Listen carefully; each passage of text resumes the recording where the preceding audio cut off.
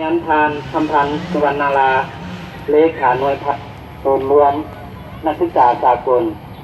ขอเฮียนทานมาร์คอนุวงศ์ประธาน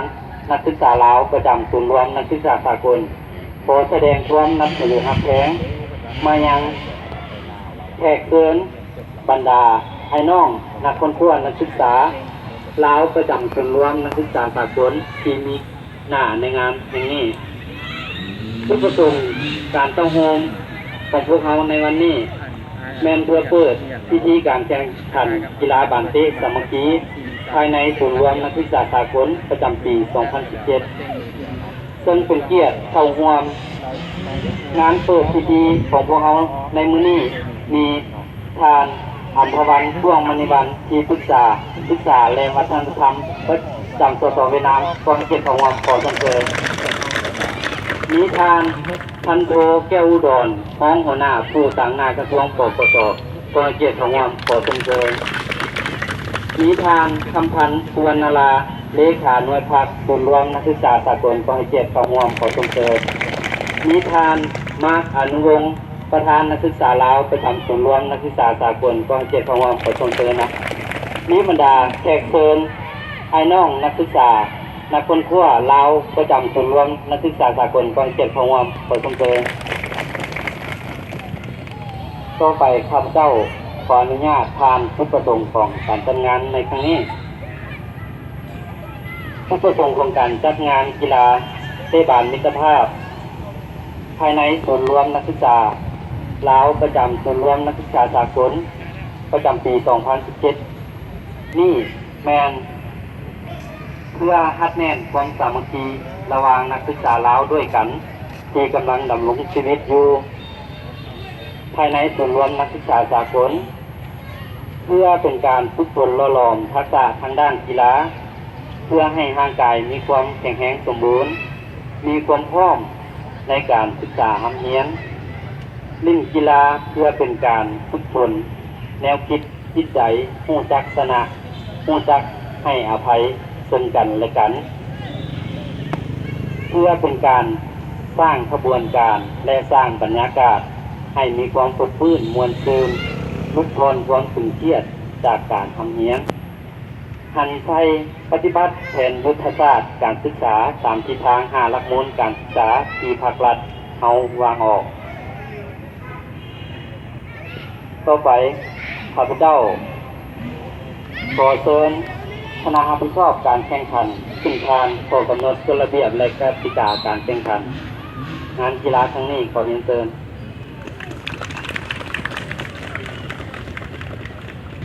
การมีผลเสมอได้มีการเป็นโน้ตคือละลูกก็หาที่พิจารณาเฮ็ดกันทุกว่ามีหมายเลขที่การยกท่าครั้งนี้ก็เราได้ทราบกันแล้วเนาะทีมนักขั้วเราจะได้พบกับทีมก่อสร้างในเดือนหนึ่งเนาะในเดือนสองเป็นเจ็ดคิดจะพบแค่ทราบเนาะ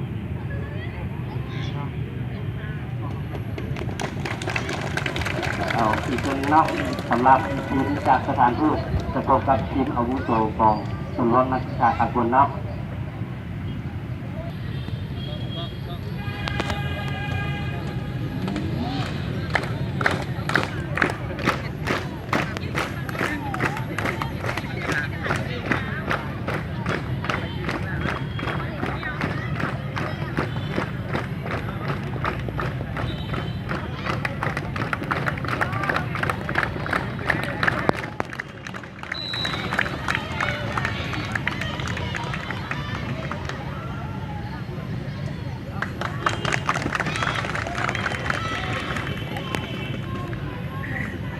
เลขาหน่วยพัก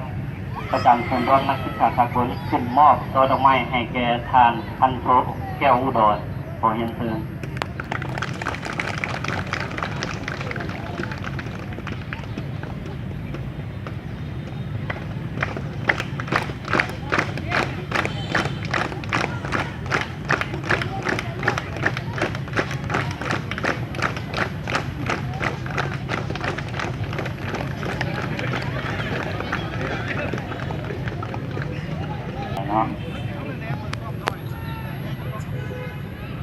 ต่อไปข้า ข้าพเจ้าขออนุญาตเรียนเชิญทานคำพันธ์สุวรรณลาต่างหน้าหน่วยพักนักศึกษาประจำศูนย์รวมนักศึกษาสากลก็คือนักศึกษาลาวประจำศูนย์รวมนักศึกษาสากลขึ้นมีคำคิดคำเห็นและให้การอวยพรการแข่งขันขอเรียนเชิญ ขออนุญาตเนาะเรื่องขอเรียนท่านภาวันทองมณีวันที่ปรึกษาทูตวัฒนธรรมของเราประจำของแนะนำท่านพันโทแก้วอุดรมองข้องการส่งปกติเนาะนักแพงบรรดาท่านบรรดานักศึกษานักศึกษาทั้งหลายเนาะข้าพเจ้าผู้ทรงเกียรติต่อทางหน้าให้หน่วยทัพและก็นักศึกษาส่วนรวมเนาะวงการจะตั้งก็มีเกียรติที่ได้ต้อนรับบรรดาท่านเนาะที่ได้จัดกิจกรรมอันนี้ขึ้นเนาะก็คือดังพิธีกรได้เสนอไปให้เนาะข้าพเจ้าโตเป็นประวัติประจักษ์เวลาเนาะแล้วก็เพื่อทุกคนสมัครระหว่างท่านเพิ่มกับชมรมนักศึกษาของเราเนาะให้นำมือนำสักเพิ่มคือสร้างบรรยากาศสร้างกระบวนการต่างๆเพื่อสำนักพัฒนาและสัมพันธ์ต่างๆของการเฮาเนาะเอาไปใช้ในการทำงานให้มีสุขภาพเป็นยังไงข้าพเจ้าคิดว่าในการแข่งขันครั้งนี้เพื่อมีสุขภาพและเพื่อสุขภาพเพื่อความสมดุลเนาะต่อไปข้าพเจ้าขอเปิดการแข่งขันย่างเป็นทางการเป็นนักในนาทีนี้เป็นต้นไปเนาะเจ้าขอบใจครับมายังทานเจ้าสบายดีตอนวันนี้ก็ถือว่าเป็นโอกาสที่ดีเนาะที่เราทางคณะการทูตในบางวันกับนำทางครับฉะนั้นก่อนอื่นครับเจ้าก็ตั้งมาให้การทูตเพื่อทำทีมทำคณะมาประมวลในครั้งนี้ก่อนอื่นครับเจ้าก็แยกเสนอดื่มเพราะว่าที่ก่อนจะท่านได้นั่นแหละว่าเรามาทำพูดกับมิตรสหายผู้ไทยเป็นของครับเจ้าเองเนาะคนได้มาเปลี่ยนที่ต้องมีได้เข้ามาบวชเป็นงานเรางานคือว่าคนน้องจะให้ยืนหน้าจำตาเป็นไว้และจะได้ไปน้ำใดกระทำป้าต้องมีบุมีและนี่แบบตู้ทองมีหรือเปล่าเนาะนี่ฉะนั้นอยู่ในงานวันนี้ดังที่เราหักตามกันแหละทางคนส่งได้ก้าวไปแล้วแต่ทางประธานในการภาพได้ก้าวไปแล้วการที่น้อยกันแข่งขันไปได้และจะมีมาอบรมทางคนน้องนิดนึงแต่ว่าในสภาพการคือปัจจุบันนี้แหละเพราะเขาของหูเลยนอนกันเป็นไรเย็นงานนึงที่วันนอนอยู่ในหาด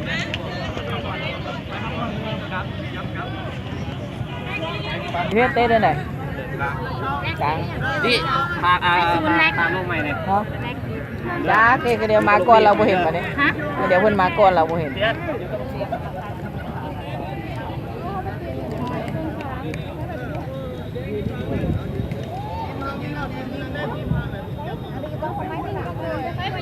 ไอ้ครับผมไม่ต้องเอาพี่นะเสียได้ค่ะมีตังค์นะ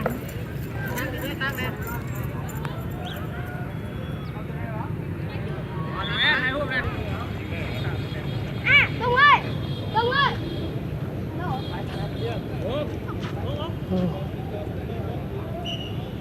ทีมอาวุโส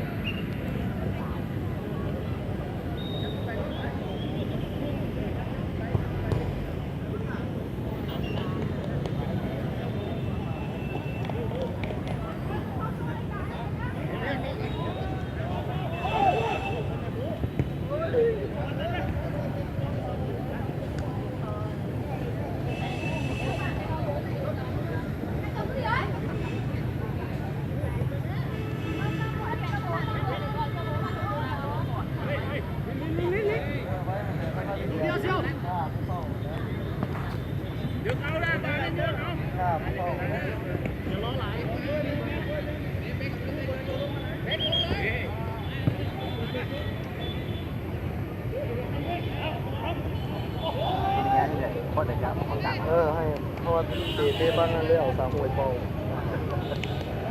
ต้องชาเป่านั่น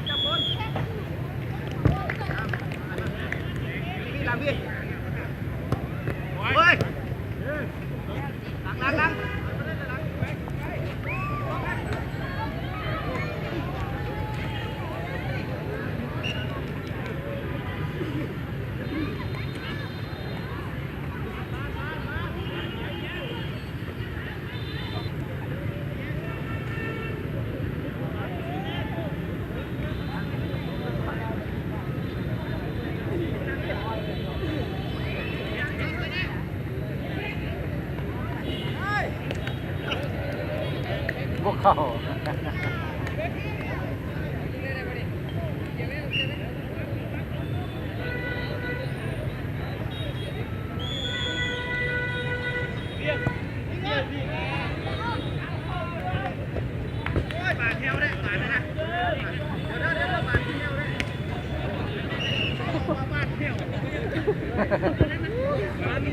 ตัดไปเลยล่ะ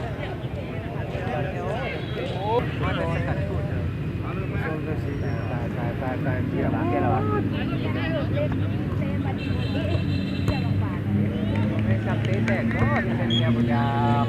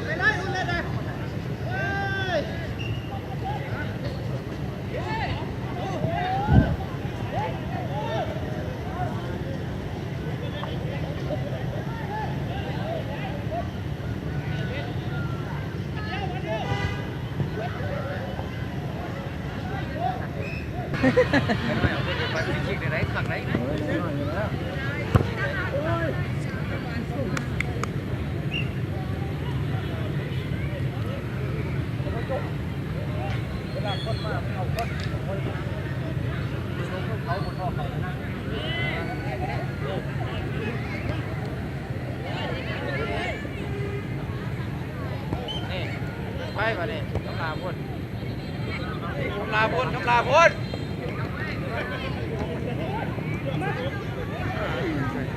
รักเหมือน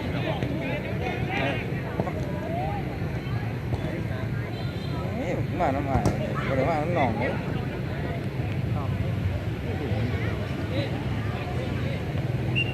ใส่มันก็ใส่ดิ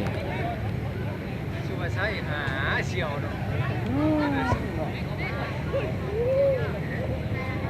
ไปใส่ในห้องคะแนนกวาดใส่ก็ได้หรอเริ่มกวาดห่วยเลยฮะซื้อบ้านที่อย่างนี้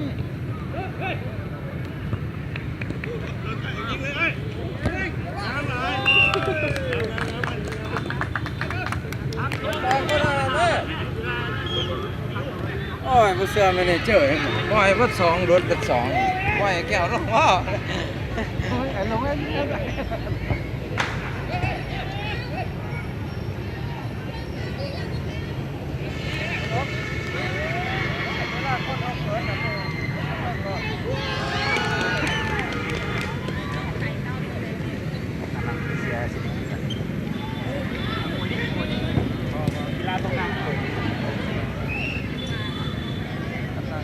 อยากไปหาผู้สาวอะไรกัน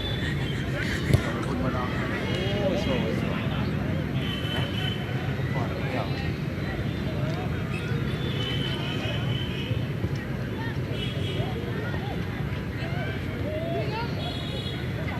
บ้านเก่งๆเป็นอยู่บ้าน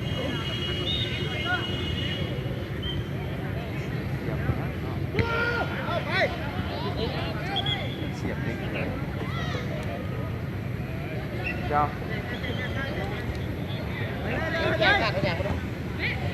เอ้ยไหนพ่อเนี่ย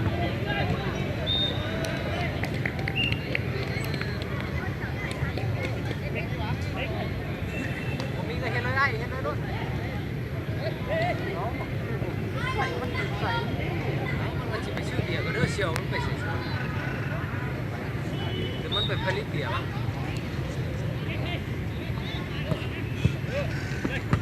นี่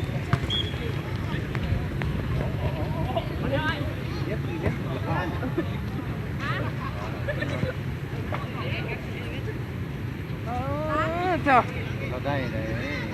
ที่หลังเราทำมันโอ้ยต้องคืออะไรจะอะไรสิ่งนี้เนาะ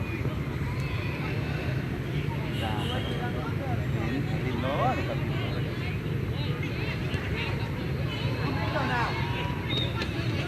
ตกตะวัน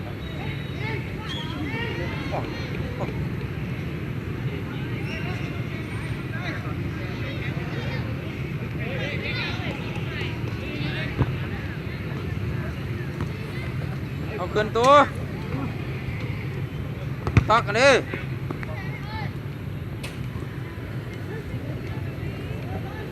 พ่นมาโก้พ่นโก้พ่นโก้แรงมาบ้าน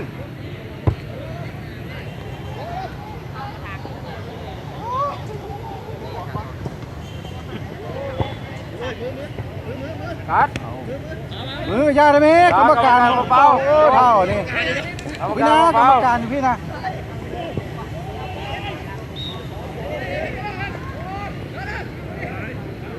เอาคน